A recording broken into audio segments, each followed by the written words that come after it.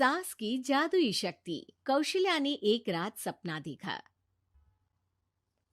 कौशल्या राजपूत, तुमने किए हैं जीवन में अच्छे अच्छे कर्म, इसलिए अब से जब तुम चाहो गायब हो सकती हो, जिसके लिए तुमको सिर्फ चुटकी बजानी होगी और चुटकी बजाते ही तुम गायब। बस एक बात का ध्यान रखना, जहां तुमने कोई गलत काम किया तुमसे ये शक्ति वापस ले ली जाएगी। कौशल्या की नींद टूट जाती है। ये कैसा सपना था? गायब हो जाऊंगी मतलब? हे भगवान, कंबल ओढ़ के सो जाती हूँ, सपना कंबल के अंदर नहीं घुस पाएगा। कौशल्या डर के मारे कंबल ओढ़ के सो जाती है। सुबह कौशल्या मंदिर जाने लगती है। अरे बहू, जल्दी चल, भिखारियों को खाना भी तो खिलाना है। हाँ माँ जी, अभी आई। आज तो खीर और पूरी बने हैं, सब खुश हो जाएंगे। दोनों सास बहू कार से खाने का सामान लेकर मंदिर पहुंचते हैं और भगवान की आराधना के बाद मंदिर के बाहर बैठे भिखारियों को खाना खिलाने लगते हैं। दीदी, आप हर हफ्ते आते हो, इतना सारा करते हो हम लोगों के लिए। मैं आपके लिए रोज अलग से दुआ मांगता हूँ। ये तो फर्ज है हमारा। दीदी, थोड़ी पैसों की मदद हो जाती तो अच्छा होता। बड़े चौराहे पे मेरी बीवी भीख मांगती है, उसका इलाज करवाना है, 100-200 रुपए लग जाएंगे। कौशल्या उसी वक्त भिखारी को 500 का नोट दे देती है और दोनों सास बहू वहां से लौटने लगती हैं। तभी कौशल्या को कोई शंका होती है। अब बहू रुक, तो मैं अभी आई। कौशल्या वापस वहीं जाती है तो देखती है कि भिखारी वहां है ही नहीं। कौशल्या को रात का सपना याद आता है। वो चुटकी बजा के गायब हो जाती है और सीधे भिखारी के पास पहुंचती है, पर भिखारी को वो दिखाई नहीं देती। कौशल्या देखती है कि भिखारी उन पैसों से शराब खरीद रहा है और कौशल्या उसे वहीं एक चाटा मारती है। अरे कौन है बे? एक और चाटा पड़ता है। अरे कौन है? कौन है? हिम्मत है तो सामने आओ। भिखारी को झूठ बोलने पर तड़ातड़ चांटे पड़ते हैं। वो वहां से भाग खड़ा होता है। कौशल्या चुटकी बजा के वापस बहू के पास आ जाती है और मन ही मन सोचती है, ऐसे तो मैं कितने गलत काम रोक सकती हूँ, कितनी ताकतवर हूँ मैं, किसी को पता भी नहीं चलेगा। सासू माँ, आप क्या सोच रही हो? अब कुछ नहीं, कुछ भी तो नहीं। ठीक है, मुझे ना थोड़े पैसों की जरूरत थी। मेरे कजिन भाई है ना, उनकी तबीयत थोड़ी इधर उधर हो रही है। वो तो खुद से नहीं कहेंगे कि पैसे दे दो, पर बहन होने के नाते मेरा तो फर्ज बनता है ना कि भाई की मदद करूं। अरे हाँ हाँ, ले जाना पैसे। पैसे इसीलिए तो कमाते हैं कि जरूरत में काम आ सके। घर पहुंच के कौशल्या अपनी बहू को 10,000 रुपए दे देती है। कब जाएगी तुम मायके? कल शाम की ट्रेन है। दोनों काम में लग जाती हैं। तभी काम वाली दीदी वहां आती है। आज ना मैं आप लोगों के लिए पनीर बनाऊंगी। ठीक है, मंगवा लेती हूँ पनीर। पड़ोस की दुकान वाला पनीर दे जाता है और काम वाली बाई पनीर से रेसिपी बनाने लगती है। आज अपनी सुपर पावर काम वाली बाई पे ट्राई करती हूँ, देखूं तो सही किचन में करती क्या है ये। सास चुटकी बजा के गायब हो जाती है और किचन में पहुंचती है। बाई को खबर भी नहीं है कि कौशल्या भी किचन में ही है। आज तो मैं भी पनीर की सब्जी बनाऊंगी रात को अपने घर, और थोड़ा सा घी भी रख लेती हूँ। वैसे भी कौशल्या बुढ़िया खा खा के मोटी हो गई है। कौशल्या बाई की चोरी पकड़ लेती है और गुस्से में बाई की चोटी ऊपर उठा देती है। बाई को समझ भी नहीं आता कि उसकी चोटी खड़ी कैसे होगी।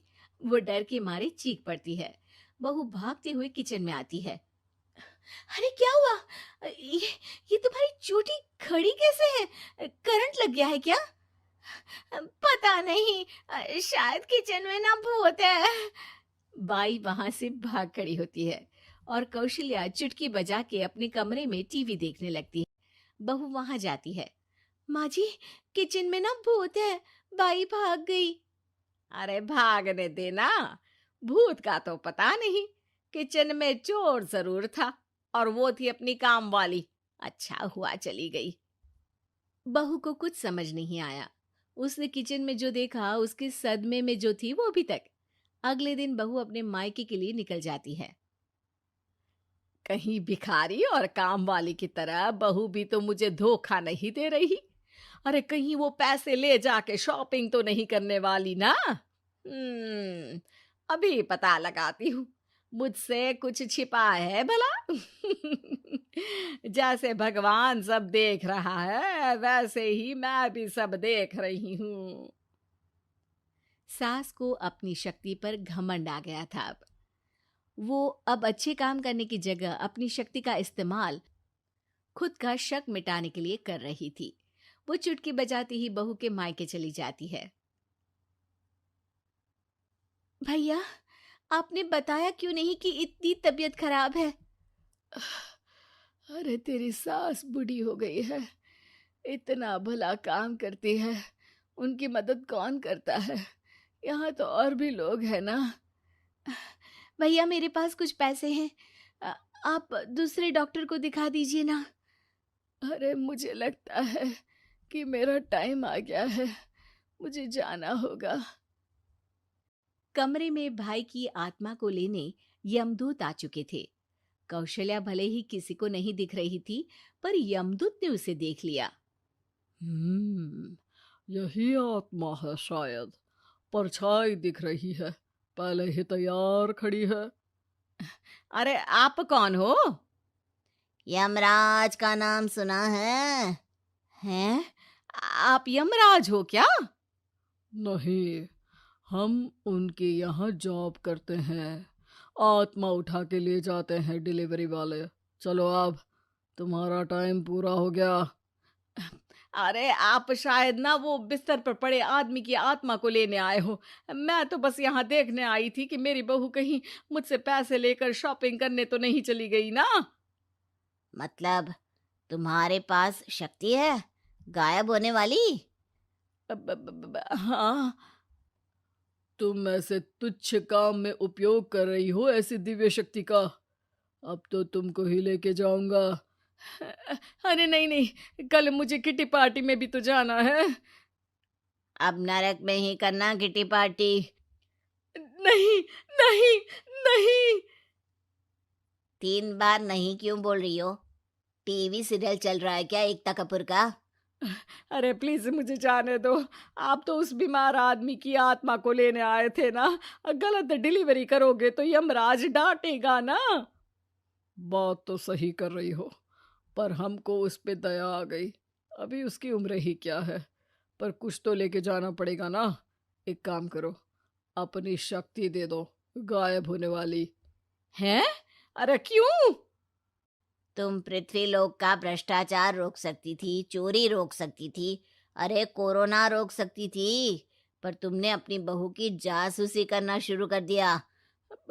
अरे लेकिन किंतु परंतु। यमदूत सास की शक्ति लेके वापस चले जाते हैं।